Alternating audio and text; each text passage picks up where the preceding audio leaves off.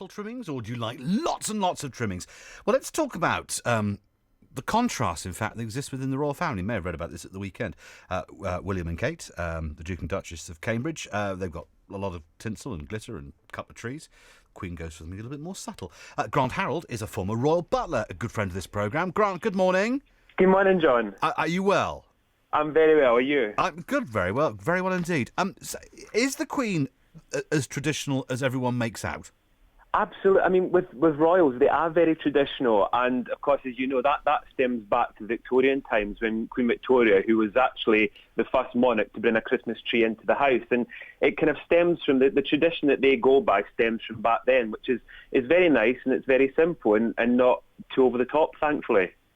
And, of course, people have decided to do their own twists on this as well. And you get these wonderfully illuminated houses. I'm sure you've seen them, Grant, as you've gone about. Have you gone about? Not a fan.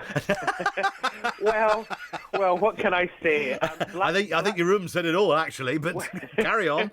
but Blackpool Illuminations kind of sums it up to me. I mean, there's some people like to decorate, and that's absolutely fine. I have nothing wrong with people that like to go that extra mile. And for children, Christmas is for children, very much so. And if it makes a child smile, that's really what matters. But if you want to kind of, I mean, there's some homes that I know of that they go beyond that little bit of extra. The house becomes a complete light bulb, and that to me is a kind of step a little bit too far. And also for the children, I don't think they can see anything because everybody's blinded, to be completely truthful.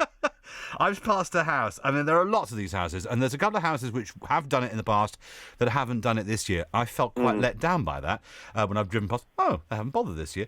Whereas others have gone. One I know that I drove past. It's like a fairground. Yes, this is the thing, and then there's a house I can think of, and you're right, if you go past, it was funny, a few weeks ago I drove past, and I was pleasantly surprised to see that they had decorated it, but not as much, and I thought, oh, good Lord, they've come to their senses, and a week later I went past, and there was triple the amount of what they had the year before.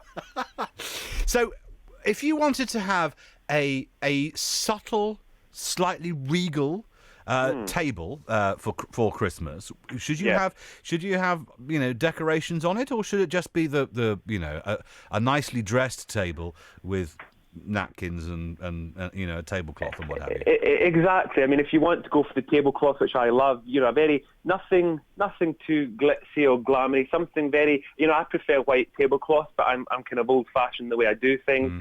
A nice garland. You can even have a garland in the centre of the table with candlesticks either side. No, that's going a bit step too far, but your silver candlesticks, and you want something that looks nice but not too over the top. And some people, as you say, do, and they put those little starry things they kind of sprinkle over the table. And I mean, I remember sitting at a table and seeing these little starry things, and I wasn't sure if it was my eyes playing tricks, but then I realised that yes, they were some sort of decoration that you sprinkle across the table, and again, and then they kind of get on your plate and they get on the napkin, and oh Lord, it's a nightmare.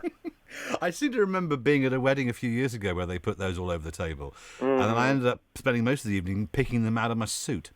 Yeah, quite. Because they were all over me. And from the point of view of the tree, what would you put on your tree? Would your tree be like what? Well, you want something that's pleasant to look at, but it's not something that people stop and stare and take pictures and because they're so shocked at how much is on it. And tinsel, yes, tinsel's tinsel, but people get a bit kind of carried away with tinsel, and there was one tree, and I actually thought it was a ball of tinsel, but there was a tree in there somewhere, and I think it's getting a balance of having, obviously, some lights, some baubles, and if you want to use tinsel, just a little drop of tinsel. The idea isn't to try to wrap. You're not wrapping the tree up, so it's a surprise for when you unwrap it. Grant, always a pleasure talking to you. I wish you a very Merry Christmas. Thank you for joining me. I hope you have a lovely time too, John. Thank you. Grant, thank you very much indeed. Talking of Christmas trees, the Points West Christmas tree...